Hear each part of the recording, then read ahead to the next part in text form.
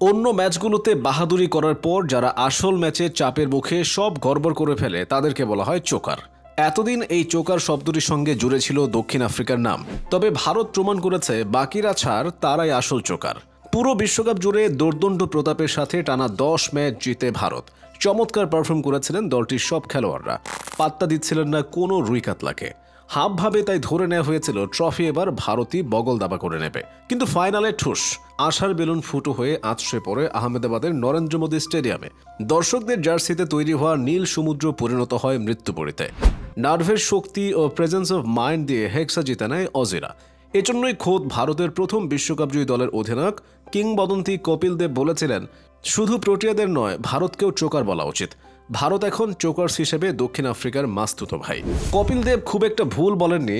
গত 9 বছরে বৈশ্বিক টুর্নামেন্টে ভারতের রেকর্ড দেখলেই বুঝতে পারবেন বড় আসরে ট্রফির একদম কাছে গিয়েও চাপের মুখে কিভাবে বারবার ব্যর্থ হয়েছে ভারত। 2011 বিশ্বকাপের পর 2013 সালে চ্যাম্পিয়ন্স ট্রফি জিতেছিল ভারত। এরপর থেকে শুরু হয়েছে ভারতের তীরে এসে তরি ডোবার অভ্যাস। 2013 সালের পর আর কোনো বৈশ্বিক আসরের শিরোপা জিততে পারেনি তারা। সর্বশেষ 2022 সালে অনুষ্ঠিত হওয়া টি-20 বিশ্বকাপে 168 রান তুলেও ইংল্যান্ডের কাছে গো হারাহারে ভারত। 10 উইকেটের সেই পরাজয়ের জন্য তাদের গালে দেওয়া চপেটাঘাত। তার আগে 2019 ওয়ানডে বিশ্বকাপেও সেমিফাইনালের গিট্টু খুলতে পারেনি ভারত, হেরে যায় নিউজিল্যান্ডের কাছে। 2016 সালে টি-20 বিশ্বকাপেও একই বৃত্তে ঘুরপাক খায় ভারত। ঘরের মাঠে 2011 ওয়ানডে বিশ্বকাপ জেতা ভারত তখন আবার নিজেদের মাঠে টি-20 বিশ্বকাপ জেতার স্বপ্নে বিভোর। এবারও কোহলির 47 বলে 89 রানের দুর্দান্ত এক ইনিংস। ভারত পেল 192 রানের বিশাল স্কোর। কিন্তু সেবার ইতিহাস গড়বে বলে পণ করেছিল ওয়েস্ট ইন্ডিজ। 2 বল আর 7 উইকেট হাতে রেখে ফাইনালে চলে গেল ক্যারিবীয়রা। 2015 ওয়ানডে বিশ্বকাপের কোয়ার্টার ফাইনালে বাংলাদেশের বিপক্ষে বহুল আলোচিত ম্যাচে জিতে ভারত সেমিফাইনালে ওঠে। কিন্তু ফাইনালে সে একই চিত্র। অস্ট্রেলিয়ার 328 রানের জবাবে ভারত গুটিয়ে যায় মাত্র 233 রানে।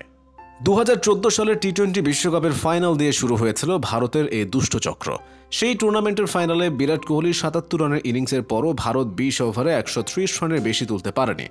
মিরপুরের সেই ফাইনালে সাঙ্গাকারার ঝোড়ো 50-তে 6 উইকেট আর 13 বল হাতে রেখে সহজে জিতে যায় শ্রীলঙ্কা। অর্থাৎ সুযোগ এসেছে অনেকবার, কিন্তু একটা সুযোগও কাজে লাগাতে পারেনি ভারত। এমন সব হারের কারণে কপিল দেব চোকার্স বলেছেন ভারতীয় দলকে।